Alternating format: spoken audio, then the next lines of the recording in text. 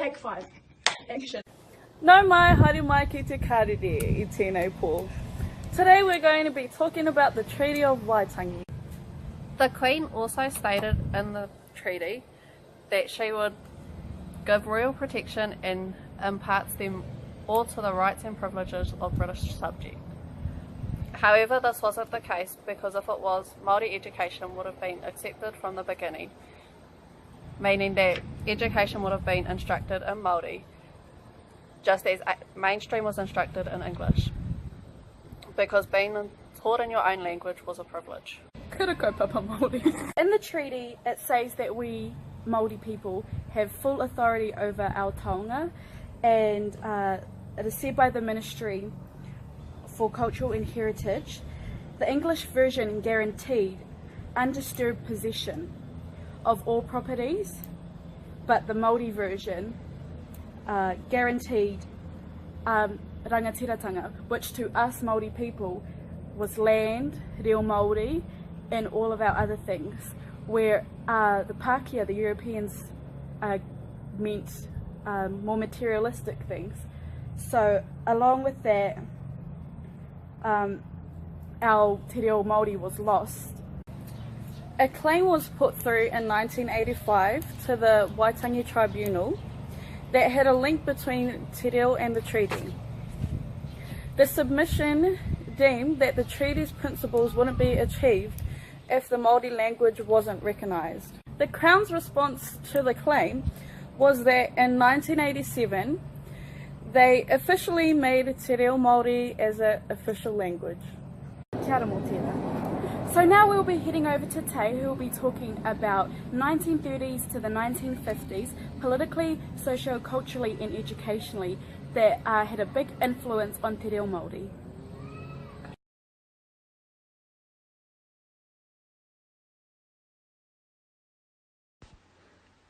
Kia ora. I will be talking about what was happening between 1930 and 1950s in Aotearoa that had an influence on te reo Māori and kura kaupapa Māori. Firstly, I will be talking about what happened socio-culturally and politically.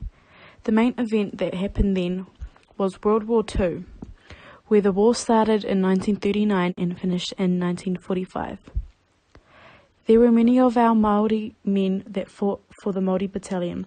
With war comes injuries and deaths, and unfortunately that happened to our men.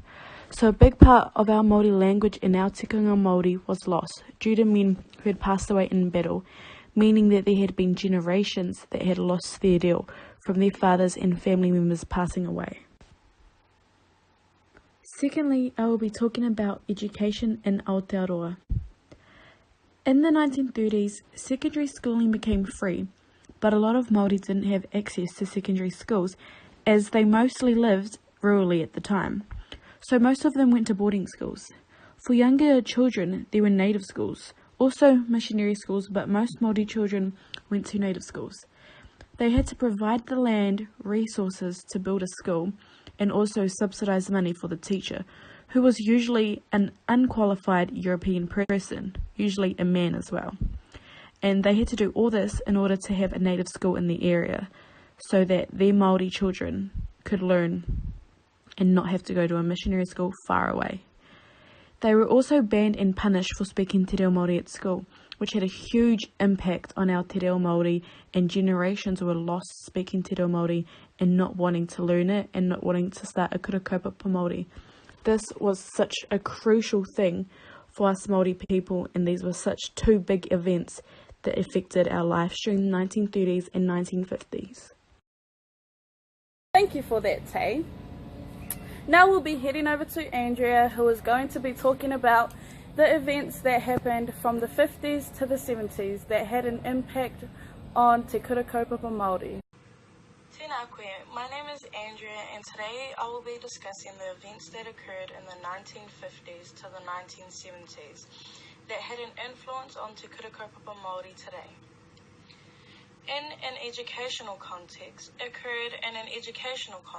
are as followed.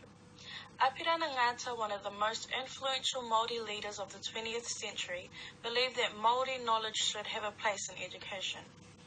In 1923, Ngāta wanted to promote the study of Māori language, culture and traditions. In doing so, he established the Māori Ethnological Research Board.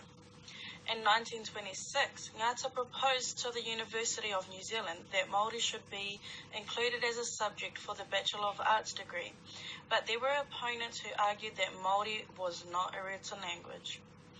As a result of this, in 1951, Professor Ralph Piddington fulfilled Ngāta's wishes and Māori was first taught as a subject at Auckland University. This event was crucial in 1952, as it was the first movement that allowed universities to acknowledge Māori as a subject. Auckland University was the first university to teach Māori as a subject, which is a crucial event now. All universities in Aotearoa are now teaching Māori as a subject, which gives everyone the opportunity to learn about the Māori culture, language and traditions. In 1960, a report was undertaken by Jack Hunn, which is also known as the Hunn Report. This report identified that there was a Māori problem within the educational area. The Hunn Report was crucial in 1960 because it was the first report that identified that there was a Māori problem within Māori in education. This allowed the Māori people to think of strategies to eliminate the problem within their Māori children whilst they were attending school. Nowadays, there is no longer a problem within the Māori children at school, as the statistics for Māori children who are completing school are higher than what it was in 1960 when the report was undertaken. In 1970, for only the second time in New Zealand history, Māori were officially entitled to voice their concern on the education of the Māori children. The National Advisory Committee on Māori Education concluded that the cause of Māori children failing in school was due to the lack of recognition of their culture in the school curriculum. The state education has never focused on Māori children. The National Advisory Committee on Māori Education concluded that the cause of Māori children failing in school was due to the lack of recognition of their culture in the school curriculum. The state education has never focused on biculturalism in schools. Their main priority was always assimilating the Māori. Allowing Māori to have a say regarding the education of their children for the second time was crucial in 1970 for the reason that it had been 10 years on since there was a report that stated that there was a problem relating their children in schooling. The first time Māori were given the opportunity to voice their concerns weren't taken serious. So this was a good opportunity to raise their concerns once again. This event is crucial now, as if it were not for these Māori people to stand strong to their concerns, there may still be a problem among the Māori children in the education today. Now I will discuss the events that occurred in the 1950s to the 1970s in a social context. In 1950s, Western influences in the cities began to have an influence on Māori families who, as a consequence, raised their children as predominantly English speakers. The influence that Western cultures had on the Māori families were crucial in the 1950s, as this created the change of culture for the Māori families because the language is where the culture is most acknowledged. This event was the start of the decreasing dominance of Māori culture in New Zealand.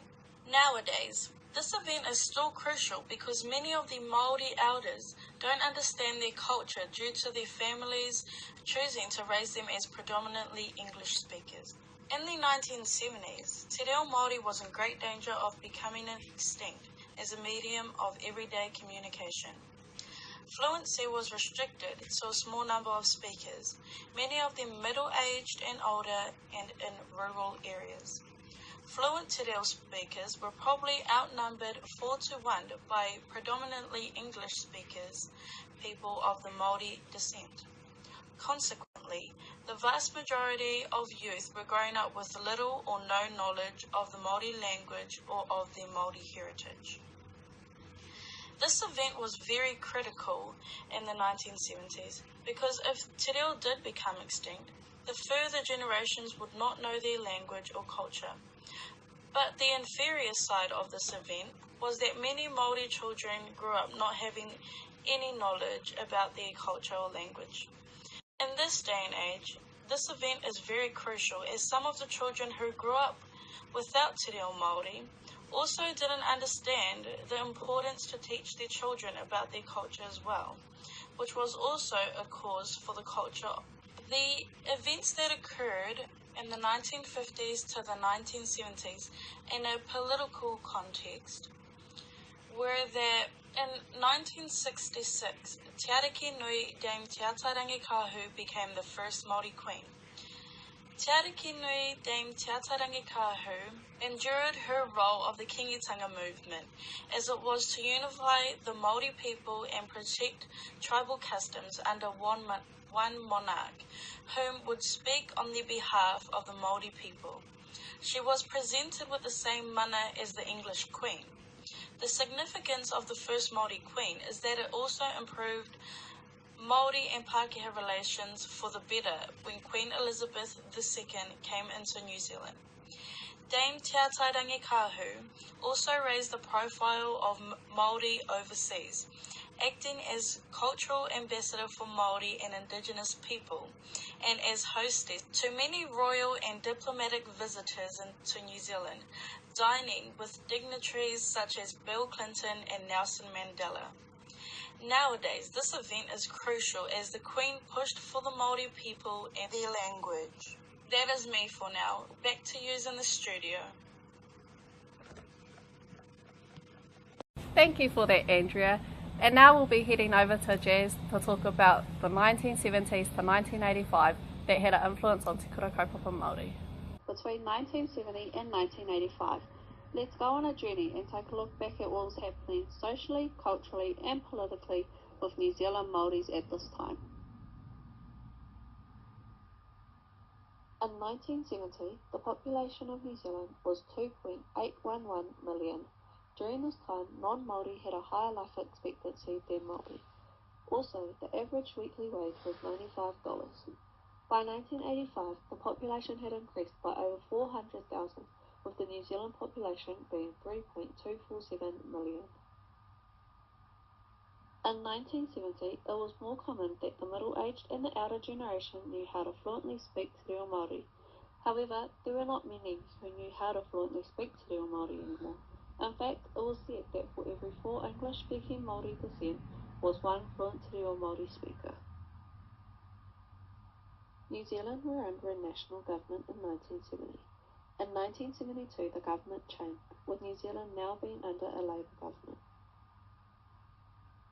In 1974, Waitangi Day became an official New Zealand public holiday.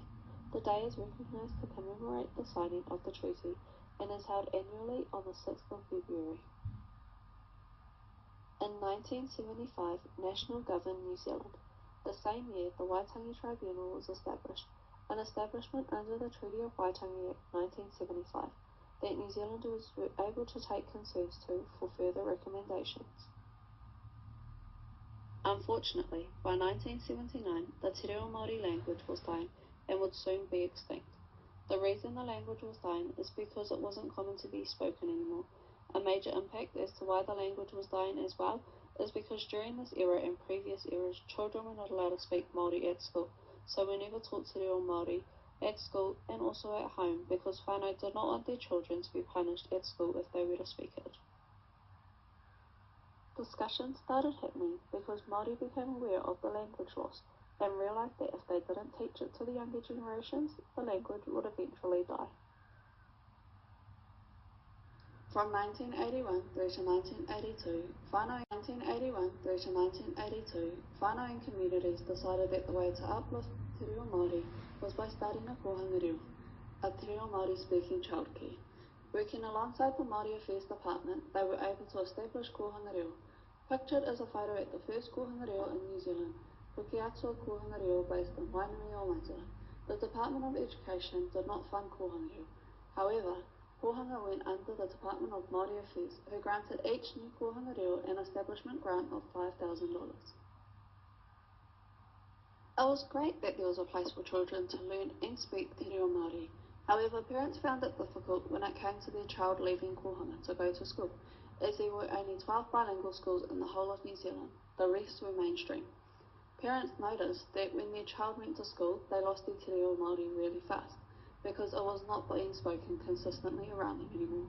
Some children even stayed in kohanga until they were 6, as parents were trying to find a solution to this problem. In 1984, New Zealand were back under a Labour government.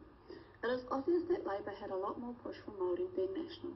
This is shown by what was done whilst New Zealand were under a Labour government, with one example being in 1975, when Labour enforced the Treaty of Waitangi Act 1975 to make recognition to the treaty within the law. Although kohanga reo were established whilst being under a national government, kohanga had to find another way to go under the government, this being by the Māori Affairs, which shows a glimpse of the effect that National had on Māori.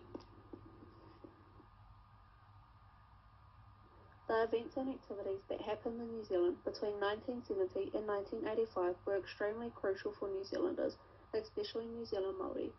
The reason why it was so crucial for New Zealand Māori is because their language was at major risk, and if these events and activities didn't occur, the beautiful te reo Māori language would most likely be extinct, which is also a reason why these events are crucial now. Imagine our life today without te reo Māori. I will leave you with this whakatauki. Kawa he whakamau ki te kōrero Māori, ahakoa he iti, he taonga. Don't be shy to speak Māori, no matter how little, treasure it. Now we'll be heading over to studio number 2. Kia ora whai ngāta. Today we are in Rotorua at Ngā Tūmanako Kohanga. The kohanga has been open for 3 years and has 20 students on the roll. We will be speaking with Nini Anatira. She is the founder of Ngā Tūmanako Kohanga and has a strong passion for her Māori culture. What was your purpose for starting Ngā Tūmanako Kohanga? Well, I was teaching my mokopuna at home about our Māoritanga, and I used to do that all the time. So I thought, why not bring it to all our tamariki mokopuna in the community, eh? And make it an official thing. And has it been successful? Breaking news! We are here today at the opening of Te Kura Kaupapa Māori o Hoani Waititi Marae, and I'm here with Aroha Sharples. How do you feel today? Oh, you know what, I'm so ecstatic. I can't believe the day has finally come that all of our tamariki finally get to go to a kura kaupapa. And why did you decide to establish this kura kaupapa? Well, me and my husband Peter Sharples, we've been thinking about this for quite a while. So we went to Katerina Mataira, we went to go talk about our options, as she had done a method for teaching Māori for adults. And so we knew she would help us a lot. So we went to her, talked about it, and we were like, you know what, our kids are in kohanga, they've got nowhere to go once they graduate, so they stay in kohanga for when they're older, and this isn't okay for our tamariki, they need to. How did you do it? How did you establish the first kura kaupapa in the world? Well, we had a lot of support and help from the community, the whānau. They all came help. We already obviously had the marae here, as it is our marae, so we just had a lot of funding and support from the whānau of children that wanted to come, who were already here. My whānau helped, paid for everything. All our resources were gifted to us. So if it wasn't for everyone involved, whānau, friends, community, then we wouldn't be here today. Because we had no support from the government, no funding at all. Can't wait till that day comes. Ka pai. And now we're just going to go find a tamaiti and see how they feel about it. Kia ora, boy. Oh, kia ora, miss. I think you dropped your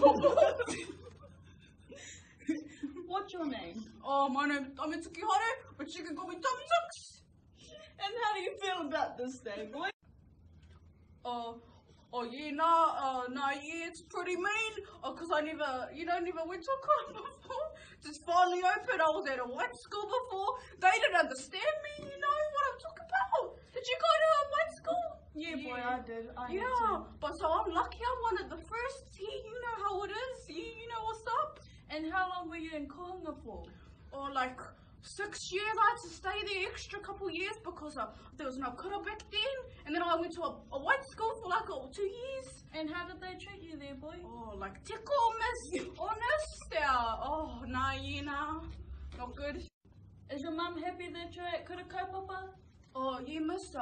Because when she was at school, like, she used to get hit. She got the mean bashes from the teachers. And like, yeah, I feel sorry for my mama, but now I don't get that because I just speak Māori all the time. So she's proud of me. She's kind of jealous because she didn't get the say. Yeah, I'm pretty jealous too, boy. Yeah, I'll be too if I were you, miss, to be honest. Okay, back to the studio. Thank you for that, Fox Ngata. I'm Derek Fly and this is Te Karere, for Māori.